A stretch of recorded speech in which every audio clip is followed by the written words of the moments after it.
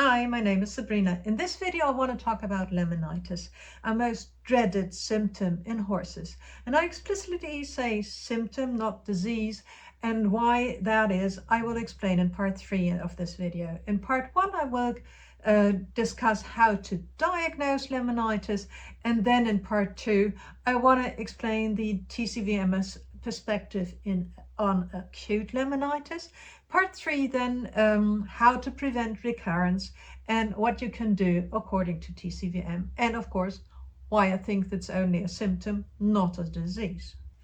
So how do you diagnose laminitis? Of course it's usually a very typical stiff gait which you can easily recognize once you know it. And these horses also have visible pain on turning. They show a reluctance or even a refusal to move. Also, holding up a foot for longer periods of time usually is not possible. Even sometimes you can not pick up the hooves overall.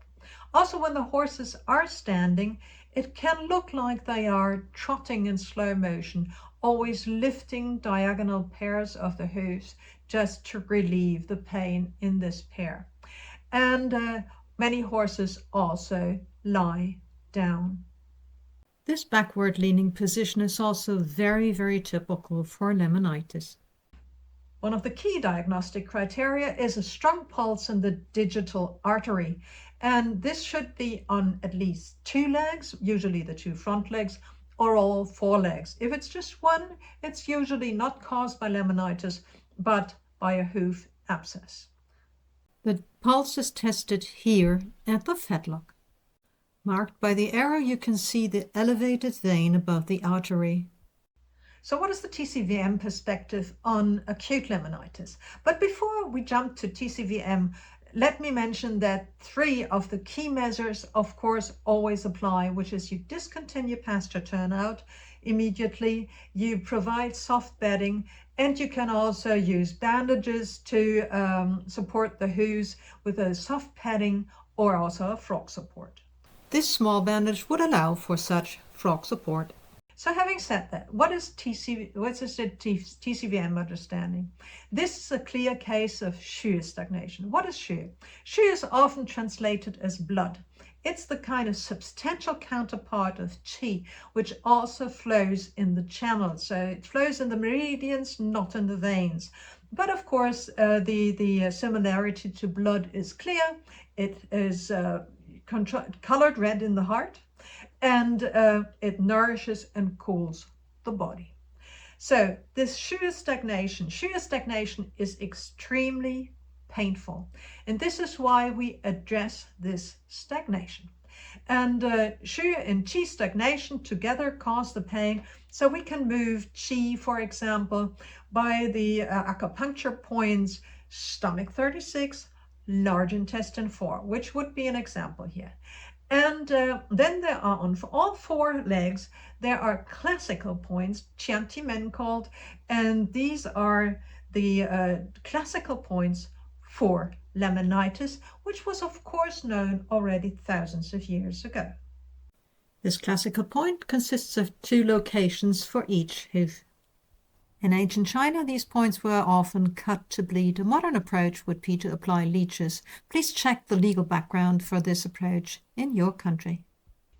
And then for further supporting the moving of Qi and of Xue, I recommend the Yaotang formula number 61 of my Yaotang series, Xue Mover. And it's a modification of the classical formula Shentong Ju Yutang. And this formula moves Xue, thereby, according to TCVM, addressing the cause of pain. The function of the 4 king herbs in this formulation is to move Xue and Qi. If you want to find out more about my Yaotang formulas, Chinese herbs for horses and dogs, you find my book on Amazon, which I link in the description below. And speaking about links, I will link the video about my Yaotang Formula 61 at the end of this video. So now let's talk about how to prevent recurrence of laminitis, because that's a key point to make sure that the horses do not have to be euthanized. At the beginning of this video, I said laminitis is just a symptom, not a disease. And how is laminitis caused? It's caused by swelling tissue, and now the hoof capsule then is tight around the swelling tissue and thereby inhibiting the blood flow.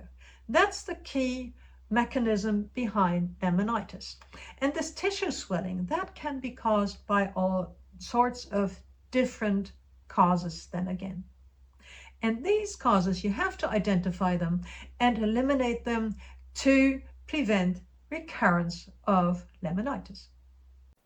One of the main reasons for laminitis is equine metabolic syndrome. Sustained high blood sugar levels lead to insulin resistance and thereby to high insulin levels.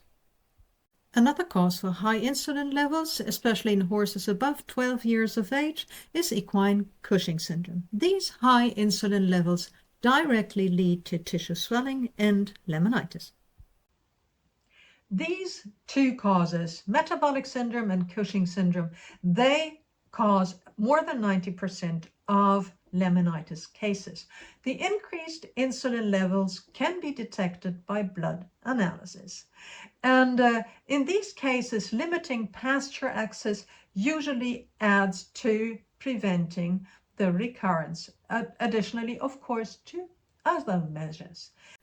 Apart from, for example, a grain-free diet, exercise is a key point for increasing insulin sensitivity and thereby reversing the metabolic syndrome in overweight horses. According to TCVM, this excess body weight constitutes Qi deficiency and phlegm, and therefore, in my formula Herbal Lightness number 32, the 3 king herbs move phlegm, expel heat and damp, and tonify Qi. The most common reason for equine Cushing syndrome is pituitary pars intermedia dysfunction, PPID, for which there is a targeted medication. So is grass always the trigger of laminitis? No, it's not. There are mechanical forms of laminitis like road founder or supporting limb laminitis. You can also have toxic forms of laminitis like retained placenta or ingestion of toxic plants. And then we have the very difficult to treat laminitis of the 5 to 6 year old horses. And these horses, they usually don't have equine Cushing syndrome. And even if they are slightly overweight, they usually have not developed insulin resistance yet. So they also don't have equine metabolic syndrome.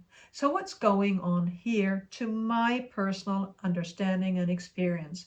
Horses at that age develop immunity against small strongyles, and these horses can react with intestinal inflammation to larval migration of these cytostomins. And this intestinal inflammation then causes laminitis. And with this cascade, we can explain why the 5 to 6 year olds are affected. And then there, of course, this leads to a very difficult year-long elimination of these parasites. To my experience, it doesn't take like 3 years to eliminate them from the intestinal wall, but 5 years. I have mentioned my Yaotang formula number 61 in this video.